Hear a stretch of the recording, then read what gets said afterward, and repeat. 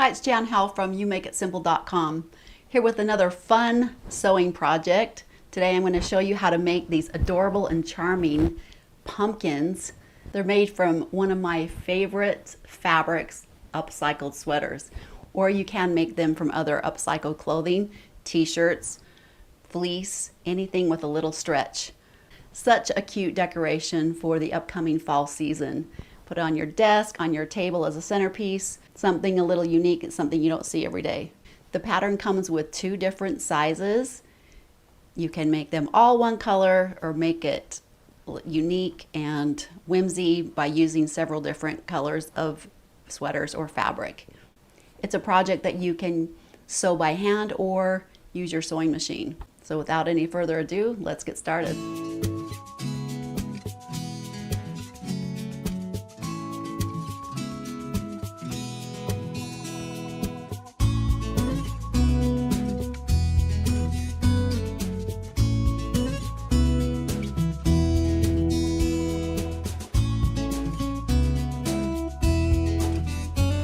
Let's go over the items and things that you'll need to make your sweater pumpkins. You'll need the pattern downloaded and printed. I will put the link in the description below where you can get that. The pattern comes with 2 different sizes. You'll need a pair of fabric scissors, 2 shades of felt for the leaf, and for the stem, just go out in your yard or somewhere and find just a little branch. As you can see, this is pretty thin. It's about 3 inches. Just cut off a piece for the stem. Some floral stem wire. This is a 20 gauge. A glue gun, a glue stick, corresponding color thread for your sewing machine or to sew by hand, some upholstery thread, and a sewing needle, some Fiberfill stuffing, and you'll need some straight pins. And of course, your fabric. I'm going to go over some pretty good details about what kind of fabric works for your pumpkins. If you haven't watched my tutorial on how to felt wool sweaters, that might be a good idea to watch that. If you are using sweaters, you can also use knit fabrics. So here are a few knit fabrics that would make these pumpkins really cute. This stripe, this is a plain knit old t-shirt, and a white pumpkin might even be cute.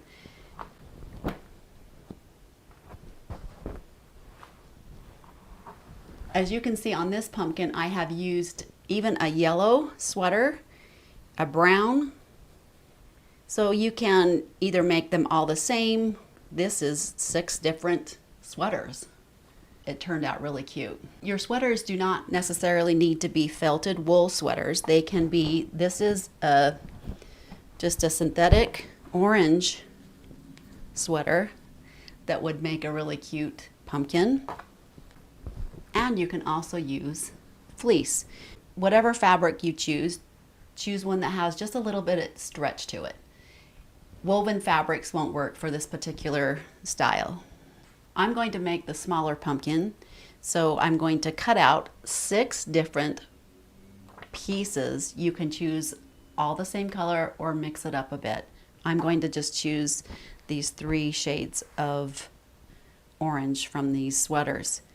Something to be aware of, and I go over this in my sweater upcycling tutorial, is to take your fabric and make sure that there aren't any holes. You can hold it up to the light, and like I think this particular piece has a hole in it. See that right there? You don't want to cut out pieces for your pumpkin and then have a hole in it. That would be a bummer. So make sure that you are working and cutting out around any holes in your fabric. I'll need 2 of each shade of color cut out. So to make that quicker, I'm going to fold that in half, take my pattern piece, and this line indicates that that needs to be put on the stretch. This is the stretch. However, this particular piece has stretch both ways, so it wouldn't really matter which way I placed it. I'm going to go ahead and place it on the stretch this way.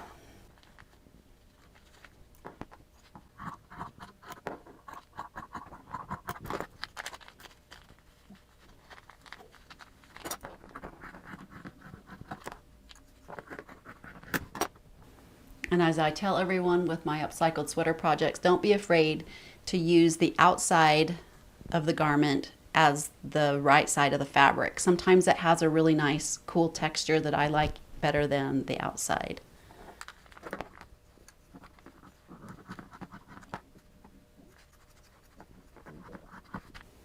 Set those aside and we'll cut out the felt for the leaves. Take your felt pieces and choose which size of leaf that you want and cut those out. And I'm going to have you follow the link in the description below for the instructions on how to make the leaf, so we don't have to take any more time in this tutorial. I've already explained it once. There's some great tips on there for other kind of leaves as well, but you'll need to cut out one of each color. So just take two pieces and put them right sides together. Decide which side you want to be the right side. Put these two together. First thing, just sew on one side of the teardrop, backstitching at the beginning and the end of the seam. I like to use a 3/8 inch seam allowance, which is usually just the edge of your presser foot. That gives you enough allowance to make sure that you're catching all layers of fabric, because this is kind of thick fabric to be working with. We'll take these other two pieces to the sewing machine and add that in just a minute. I have threaded my machine with the corresponding color of thread, just an orange. I am using just a straight stitch, 2.5 to 3 in length. Just start there at the top corner, bring your presser foot down,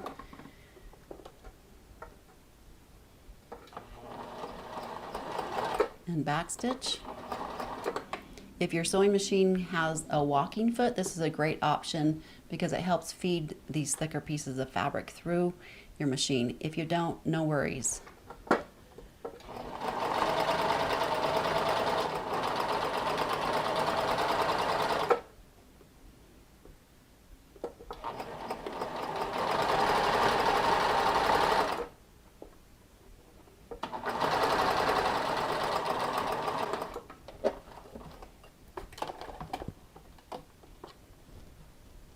Sew the other two pieces.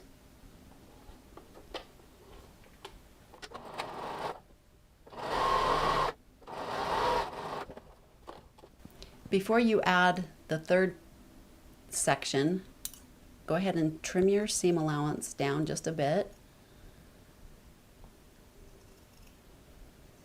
You don't want to get too close to the seam. This gives it a little less bulk. So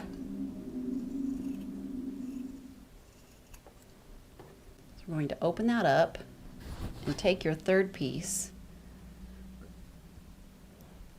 and allow that point to extend out the seam allowance, so about 3/8 of an inch past the edge there.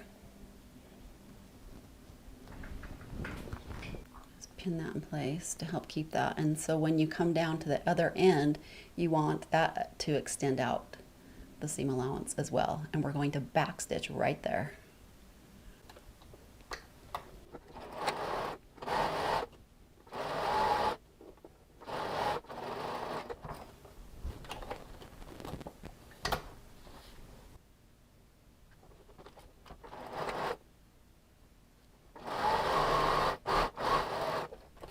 Trim your seam allowance. So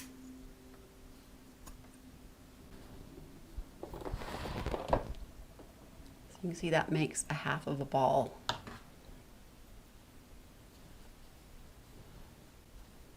Now take the two balls, place them right sides together.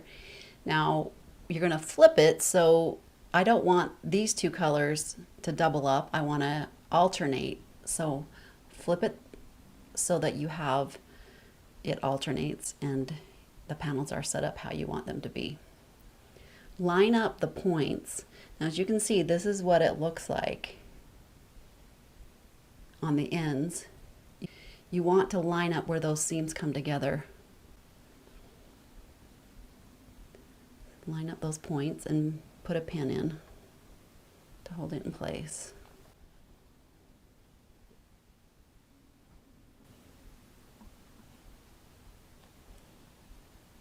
We're just going to sew all the way around, but we want to leave about 1.5 to 2 inches open, unsewn, so that you can stuff it. I'm going to come away from this top seam about a couple inches and then start sewing.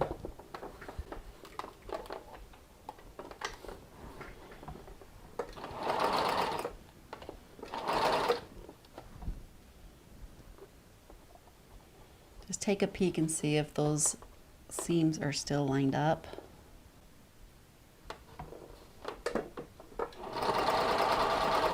Now we're sewing through all kinds of layers here at this point, so just go slow. It might struggle just a little bit, but just go slow. This isn't too bad.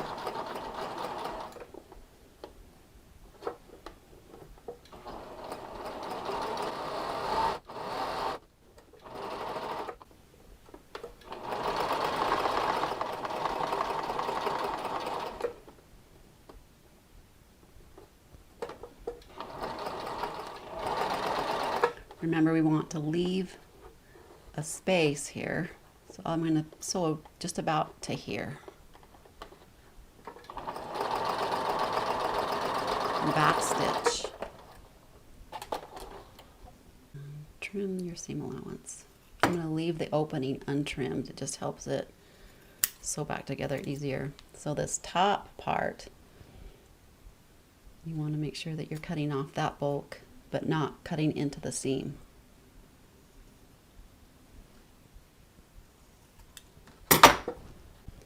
Find the hole that you left and turn the right side facing out.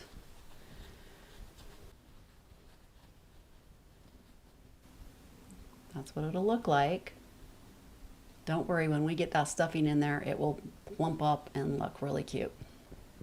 Take your stuffing and start cramming it in there.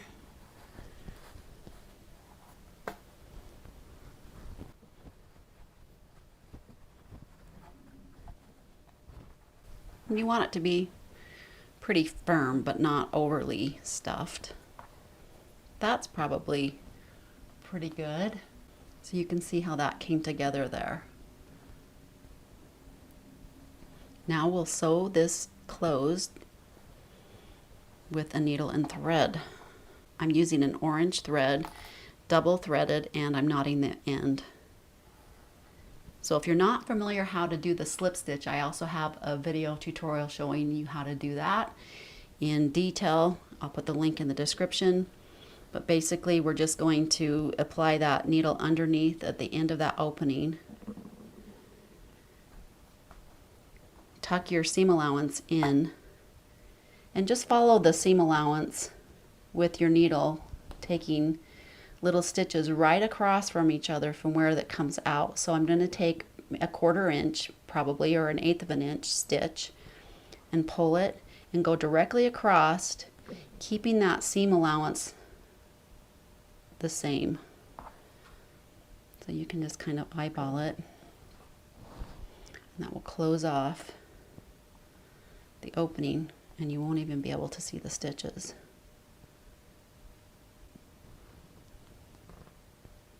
Go directly across from where the thread comes out. So I'm going the same seam allowance there.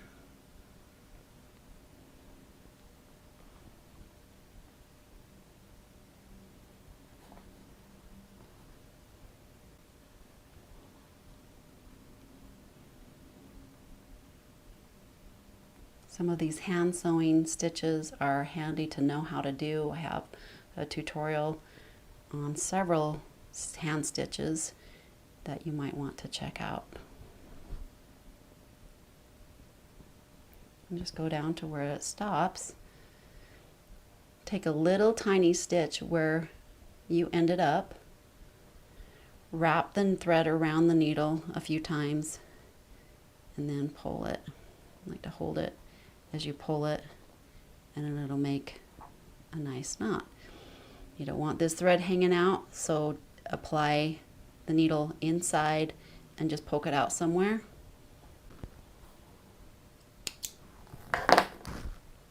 Now you have your nice little pumpkin ball. By the way, I have a tutorial how to make these fun baby jingle balls. Kind of the same concept. You might want to check that out as well. Now grab your upholstery thread, double thread it, knot the end. I like to take a stitch and pull the knot gently through the fabric. You can kind of just wiggle it there and it'll pull through the fabric. See that? And catch, and so it's on the inside. Not really necessary because you're not going to really see that on the underside when you set it down. But something to note if you ever have to hide your knot in something like this.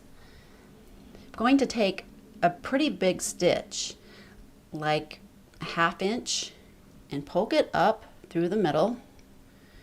Just use your thumb, poking in there till you feel the needle. You don't want to poke yourself too hard, but just kind of where you feel that needle poke through. Of course, a longer needle would probably be helpful. So you can grab it and then pull it out. And then take another 1/2 inch stitch and poke it down through the bottom.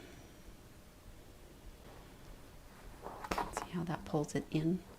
I'm going to do that one more time.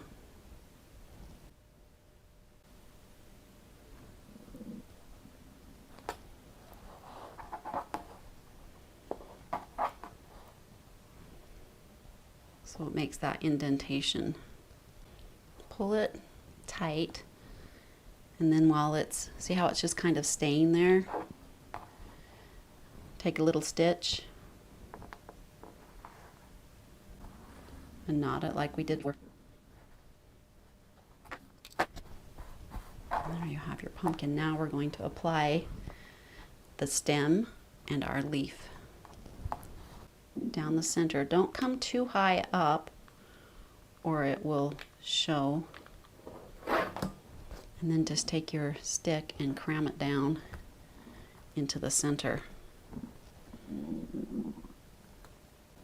I'm going to cut that off a little bit. That's just a little bit too long.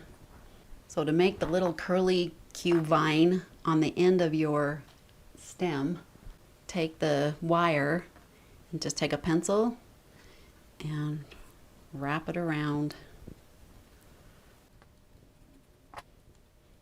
Take your prepared leaf and glue this end to the back side of your leaf.